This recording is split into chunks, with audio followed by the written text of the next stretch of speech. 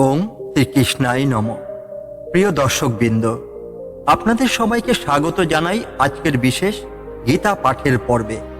ভগবদ্গীতার গভীর জ্ঞান এবং চিরন্তন শিক্ষা আমাদের জীবনের পথপ্রদর্শক।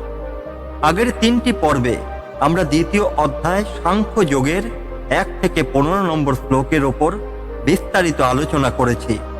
সেখানে আমরা শিখেছি আত্মার চিরন্তনতা, কর্তব্যের প্রতি নিষ্কাম ভাব এবং জীবনের প্রকৃত সত্য সম্পর্কে শ্রীকৃষ্ণের মর্মস্পর্শী ব্যাখ্যা। আজকের পর্বে আমরা 16 থেকে 20 নম্বর শ্লোকের গভীরতায় প্রবেশ করব। এই শ্লোকগুলোতে শ্রীকৃষ্ণ আত্মার প্রকৃতি, দেহ ও আত্মার পার্থক্য এবং জীবনের সর্বোচ্চ লক্ষ্য সম্পর্কে আলোকপাত করছেন। এগুলো কেবল অর্জুনের জন্যই নয়, আমাদের সবার জন্য এক অমূল্য বার্তা বহন করে। এই আলোচনা আপনাকে দেহ ও আত্মার সত্যিকারের সম্পর্ক এবং জীবনের প্রকৃত অর্থ উপলব্ধি করতে সাহায্য করবে। যারা পূর্বের শ্লোকগুলোর ব্যাখ্যা মিস করেছেন তাদের জন্য লিঙ্ক ডেসক্রিপশন বক্সে দেওয়া রয়েছে। এখন চলুন আজকের পর্ব শুরু করি এবং শ্রীকৃষ্ণের এই অনন্য জ্ঞানের ধারা অনুসরণ করি। ভিডিওটি শেষ পর্যন্ত দেখুন এবং আপনার মতামত আমাদের জানাতে ভুলবেন না। তাহলে চলুন শুরু করি আজকের যাত্রা। গীতার দ্বিতীয় অধ্যায়ের 16 নম্বর শ্লোকটি হল, অসৎ কখনোই সত্য হতে পারে না এবং সৎ কখনোই নশ্বর হতে পারে না। সত্য ও অসত্যের এই প্রকৃতি জ্ঞানীরা প্রত্যক্ষ করছেন। এই শ্লোকটি শ্রীকৃষ্ণের তত্ত্বজ্ঞানমূলক এক মহান উপদেশ। তিনি অর্জুনকে জীবনের চিরন্তন সত্য এবং অস্থায়ী বিষয়গুলোর মধ্যে পার্থক্য বোঝাতে চেষ্টা করছেন, যা ক্ষণস্থায়ী এবং পরিবর্তনশীল, যেমন দেহ, বস্তুগত সম্পদ, খ্যাতি এবং জাগতিক সুখ। এগুলো সময়ের সঙ্গে বিলীন হয়ে যায়। যা চিরন্তন এবং অমর, যেমন আত্মা। আত্মা কখনোই ধ্বংস হয় না এবং সময় বা অবস্থার দ্বারা প্রভাবিত হয় না। তত্ত্বজ্ঞানীরা বুঝছেন যে আত্মা হলো সত্য এবং দেহ হলো মায়া বা অস্থায়ী। দেহ ক্ষয়প্রাপ্ত হবে কিন্তু আত্মা অবিনশ্বর। এই উপলব্ধি জীবনের সত্যিকারের জ্ঞান। দেহ একটি বাহ্যিক আবরণ যা নশ্বর। আত্মা অনাদি, অবিনশ্বর এবং চিরন্তন। এটি ব্রহ্মের একটি অংশ।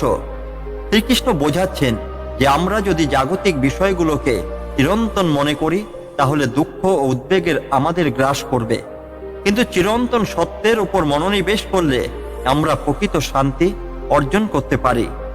যেমন একটি ফুল ক্ষণস্থায়ী, তার সৌন্দর্য একদিন নষ্ট হয়ে যায় কিন্তু তার সুবাস আমাদের স্থিতিতে থেকে যায়। তেমনই দেহ ক্ষণস্থায়ী কিন্তু আত্মা চিরন্তন। সোনা থেকে বিভিন্ন গয়না তৈরি হয়, কিন্তু গয়নার আকৃতি নষ্ট হলেও সোনার প্রকৃতি বদলায় না। একইভাবে দেহ পরিবর্তনশীল কিন্তু আত্মা অবিনশ্বর। একটি গাছ মারা গেলেও বীজ থেকে আবার নতুন গাছ জন্মায়। এই চক্র আত্মার অমরত্বের প্রতীক। জাগতিক বিষয়গুলির প্রতি অতিরিক্ত আকর্ষণ ত্যাগ করা উচিত। আত্মার সত্য উপলব্ধি করতে যোগ, জ্ঞান ও ভক্তির চর্চা করা উচিত। দুঃখ, সুখ, ক্ষতি বা লাভের সময় স্থিতিশীল মনোভাব ধরে রাখা উচিত। এই শ্লোকটি আমাদের শেখায় যে জাগতিক বিষয়গুলো অস্থায়ী এবং আত্মা চিরন্তন। যদি আমরা সত্য এবং অস্থায়ী বিষয়ে পার্থক্য বুঝতে পারি তাহলে জীবনের সমস্ত দুঃখ ও উদ্বেগ কাটিয়ে প্রকৃত জ্ঞান অর্জন করতে পারব। গীতার দ্বিতীয় অধ্যায় 17 নম্বর শ্লোকটি হল, অবিনশ্বর সেই চিরন্তন আত্মা সম্পর্কে জেনে রাখো যা সমস্ত কিছুতে বিদ্যমান। সেই অবিনশ্বর আত্মাকে ধ্বংস করার শক্তি কারও নেই। এই শ্লোকে শ্রীকৃষ্ণ অর্জুনকে আত্মার প্রকৃতি ও চিরন্তনত্ব সম্পর্কে গভীর জ্ঞান দিচ্ছেন। তিনি বুঝিয়েছেন যে আত্মা অবিনশ্বর, সর্বব্যাপী এবং কোনো প্রকার ধ্বংসের ঊর্ধ্বে। আত্মা চিরন্তন, এটি কখনো ধ্বংস হয় না। দেহ ধ্বংস হয় কিন্তু আত্মা অবিনশ্বর থাকে। আত্মা অদৃশ্য এবং অনুভবযোগ্য, কিন্তু এটি দেহের বাইরে অব্যাহত থাকে। আত্মা শুধু দেহে সীমাবদ্ধ নয়, এটি সর্বত্র বিরাজমান। এটি ব্রহ্মাণ্ডের প্রতিটি কণায় বর্তমান। এটি উপলব্ধি করলে আমরা আমাদের সত্তার প্রকৃতি অর্থ বুঝতে পারি। শ্রীকৃষ্ণ বলেন যে আত্মাকে ধ্বংস করার ক্ষমতা কারণ নেই। দেহ নষ্ট হয় কিন্তু আত্মা রয়ে যায়। এটি জন্ম মৃত্যুর বন্ধন ছাড়িয়ে চিরকালীন। শ্রীকৃষ্ণ অর্জুনকে বোঝাচ্ছেন যে যুদ্ধক্ষেত্রে যারা মারা যাবে তাদের আত্মা নশ্বর নয়, তাই শোকের কোনো কারণ নেই। তিনি আত্মার শাসত্বের মাধ্যমে মানসিক শক্তি ও কর্তব্য পালনের অনুপ্রেরণা দিচ্ছেন। যেমন একটি পাত্র ভেঙে যায় কিন্তু তার ভিতরে থাকা জল অক্ষত থাকে, আত্মা ঠিক তেমনই অক্ষত থাকে যদিও দেহ ধ্বংস হয়। সূর্যের আলো প্রতিটি স্থানে পৌঁছায়, তবু সূর্যের ক্ষতি হয় না। আত্মাও ঠিক তেমন সর্বত্র বিরাজমান। বাতাসকে আপনি সীমাবদ্ধ করতে পারবেন না, এটি সবখানে প্রবাহিত হয়। আত্মাও অনন্ত এবং অসীম। আত্মার চিরন্তনত্ব বোঝার মাধ্যমে মৃত্যু ভয় দূর করা যায়।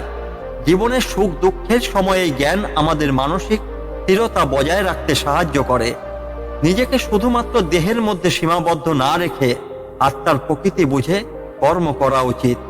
শ্রীকৃষ্ণের এই শিক্ষা আমাদের আত্মার প্রকৃতি এবং জীবন সম্পর্কে গভীর উপলব্ধি দেয়। এটি আমাদের শেখায় যে আত্মা কখনো ধ্বংস হয় না এবং এটি সর্বত্র বিরাজমান। যদি আমরা এই জ্ঞান আত্মস্থ করতে পারি তবে জীবনের প্রতিটি দুঃখ কষ্টের ঊর্ধ্বে ওঠা সম্ভব। গীতার দ্বিতীয় অধ্যায়ের 18 নম্বর শ্লোকটি হল, এই দেহ নশ্বর কিন্তু আত্মা চিরন্তন, অবিনশ্বর এবং অপরিমেয়। তাই হে ভারত, তুমি যুদ্ধ করো। এ শ্লোকে শ্রীকৃষ্ণ দেহ এবং আত্মার মধ্যে পার্থক্য তুলে ধরছেন। তিনি অর্জুনকে জানাচ্ছেন যে দেহ ধ্বংসশীল হলেও আত্মা অবিনশ্বর এবং অমর।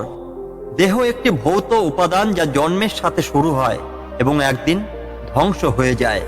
এটি প্রাকৃতিক নিয়ম এবং তাই এর ধ্বংস নিয়ে শোক করার কোনো প্রয়োজনই নেই। আত্মা কোনো সময় সৃষ্টি হয়নি, তাই এর ধ্বংস সম্ভব নয়। এটি অমর, অপরিমেয় এবং অনাদি। এটি সময়, স্থান বা ঘটনার দ্বারা প্রভাবিত হয় না। শ্রীকৃষ্ণ অর্জুনকে বোঝাচ্ছেন যে যুদ্ধে যারা মারা যাবে তাদের শুধু দেহ ধ্বংস হবে, আত্মা নয়। তাই কৌরবদের বিরুদ্ধে যুদ্ধ করা নৈতিকভাবে ভুল নয়, এটি অর্জুনেরই কর্তব্য। যেমন আমরা পুরানো কাপড় ফেলে নতুন কাপড় পরি, তেমনি আত্মা একটি দেহ ত্যাগ করে ও নতুন দেহ গ্রহণ করে। মোমবাতি নিভে গেলে শিখাটি অদৃশ্য হয়ে যায়, কিন্তু আগুনের শক্তি নষ্ট হয় না। আত্মাও একইভাবে এক দেহ থেকে অন্য দেহে চলে যায়। একটি বীজ মাটিতে মিশে গাছ হয়ে ওঠে। বীজ ধ্বংস হলেও তার অন্তর্নিহিত শক্তি রয়ে যায়। আত্মার ক্ষেত্র এটি সত্য। আত্মার অবিনশ্বর প্রকৃতি বুঝলে মৃত্যু নিয়ে শোক করা বা ভয় পাওয়া বন্ধ করা যায়। আত্মার প্রকৃতিকে বুঝে কর্ম করা উচিত, কারণ দেহ নয়, আত্মা কর্মের আসল সাক্ষী। দেহ ও আত্মার পার্থক্য বোঝার মাধ্যমে জীবনের আনন্দ ও দুঃখের ঊর্ধ্বে ওঠা সম্ভব। এই শ্লোকে শ্রীকৃষ্ণ আত্মার অমরত্ব ও দেহের নশ্বরতা বোঝানোর মাধ্যমে অর্জুনকে তার কর্তব্য পালনে অনুপ্রাণিত করছেন। এটি আমাদের জীবনের চরম সত্য উপলব্ধি করতে সাহায্য করে যে আত্মার প্রকৃতি অবিনশ্বর এবং চিরন্তন। জীবনের দুঃখ, কষ্ট এবং মৃত্যু ভয়কে ত্যাগ করে নিজের কর্তব্যে অটল থাকা ও শিক্ষার মূল লক্ষ্য। গীতার দ্বিতীয় অধ্যায়ের 19 নম্বর শ্লোকটি হল, যে ব্যক্তি আত্মাকে হত্যাকারী মনে করে কিংবা যে আত্মাকে নিহত বলে ভাবনা করে তারা উভয়ই অজ্ঞ। আত্মা কখনো কাউকে হত্যা করে না এবং আত্মাও কখনো নিহত হয় না। এ শ্লোকে শ্রীকৃষ্ণ আত্মার প্রকৃতি ব্যাখ্যা করতে গিয়ে এর অবিনশ্বরতা এবং অক্রিয়াশীলতার কথা উল্লেখ করছেন। এটি অর্জুনের সন্দেহ দূর করতে সহায়ক। আত্মাকে হত্যা করা যায় না, কারণ এটি অস্তিত্বে চূড়ান্ত সত্য। এটি কোনো অস্ত্র, আগুন, জল বা বায়ুর দ্বারা বিনষ্ট হয় না। হন্তা বলতে বোঝায় হত্যাকারী এবং হত বলতে বোঝায় নিহত হওয়া।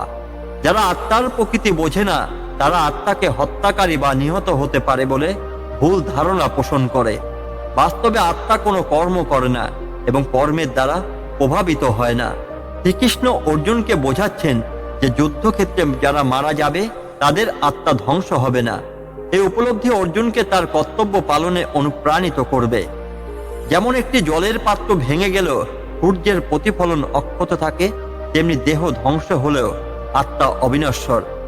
একটি মাটির পাত্র ভেঙে গেলে তার ভেতরে আকাশ ক্ষতিগ্রস্ত হয় না, আত্মাও একইভাবে দেহের ধ্বংসের সঙ্গে বিনষ্ট হয় না। একজন ড্রাইভার যেমন গাড়ির সঙ্গে মিশে থাকে না, তেমনি আত্মাও দেহের সঙ্গে যুক্ত থাকলেও এর ক্ষতি হয় না। আত্মার প্রকৃতি বোঝার মাধ্যমে জীবনের সাময়িক সমস্যাগুলিকে অতিক্রম করা সহজ হয়। আত্মা অবিনশ্বর, জেনে মৃত্যুকে ভয় না পেয়ে জীবনে সাহসী হওয়া সম্ভব। আত্মার প্রকৃতিকে উপলব্ধি করে কর্মে নিষ্কাম থাকা সহজ হয়, কারণ আমরা জানি দেহ ক্ষণস্থায়ী। এ শ্লোক আত্মার প্রকৃতি এবং অমরত্বের গভীর বার্তা বহন করে। এটি আমাদের মনে করিয়ে দেয় যে দেহের মৃত্যু চূড়ান্ত সত্য নয়, আত্মা চিরন্তন। যারা আত্মাকে বোঝে তারা জীবনের সমস্ত বিভ্রান্তি থেকে মুক্ত হতে পারে।